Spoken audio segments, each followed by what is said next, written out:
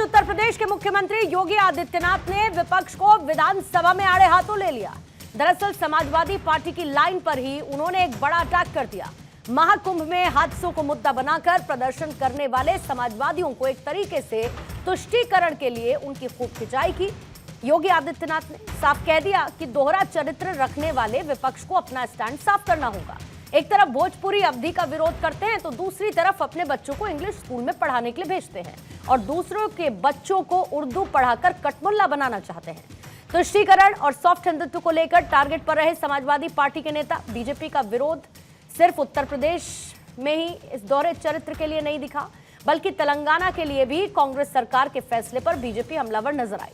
यह फैसला रमजान में मुस्लिम कर्मचारियों को 1 घंटे पहले छुट्टी देने की इजाजत थी। इस फैसले का बीजेपी ने कड़ा विरोध किया है, इसे तुष्टीकरण की राजनीति करार दिया। साथ ही यह भी कहा कि यह सिर्फ मुसलमानों के लिए ही क्यों, हिंदुओं को नवरात्रि के दौरान ऐसा क्यों नहीं किया जाता, उनके लिए व्यवस्था। टीका बनाम टोपी की लड़ाई के तहत अपना अपना एजेंडा सेट करने वालों में सियासी तलवारें महाराष्ट्र में भी खिंचती हुई नजर आ रही हैं। मस्जिदों पर लाउडस्पीकर का मामला लगातार बढ़ रहा है, बीजेपी इसको लेकर आक्रोशित हो रही है। बहरहाल उत्तर प्रदेश का योगी मॉडल बीजेपी दूसरे राज्यों में भी अपनाती हुई नजर आती है, तो कांग्रेस वाली तेलंगाना सरकार तुष्टीकरण वाली राह को अपनाती दिखती है। यानी हिंदू मुसलमान की सियासत ने एक बार फिर से उबाल ला दिया है। ऐसे में सवाल कई हैं जिस पर करेंगे आज दहाड़ में चर्चा, लेकिन उससे पहले पॉलिटिकल रिएक्शंस।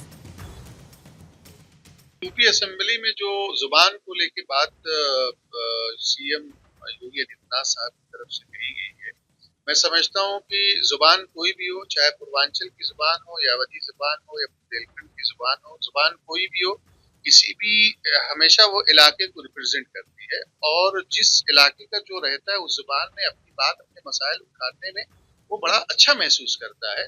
तो किसी भी जुबान को किसी भी कम्युनिटी से या किसी भी पार्टी से जोड़ के नहीं देखना चाहिए। मैं समझता हूं कि सीएम योगी आदित्यनाथ साहब इस तरफ भी तवज्जो देंगे और उर्दू को भी यूपी में बढ़ावा देंगे। अब वो दिखता है कि वोट बैंक के चलते किस प्रकार से किस हद तक जा सकते हैं और वोट बैंक की अपीसमेंट, मतलब मुस्लिम वोट बैंक की अपीसमेंट के चलते किस हद तक जा सकते हैं। कभी ऐसा किसी और धर्म के लिए तो कभी वह उन्होंने न किया ना करेंगे, सिर्फ मुसलमानों के लिए इस प्रकार की छूट क्यों। आइए जल्दी से सवालों का जिक्र और उसके बाद मेहमानों के साथ चर्चा की शुरुआत करेंगे। पहला सवाल आज चर्चा में शामिल रहेगा उर्दू के हिमायती, अवधी भोजपुरी के विरोधी। उर्दू मौलाना रमजान, शुरू हुआ सियासी घमासान। हिंदू मुसलमान पर सियासी जंग आखिर कब तक? तेलंगाना से लखनऊ तक हिंदू मुस्लिम सियासत। महाराष्ट्र सरकार का मिशन नो मोर धर्मांतरण।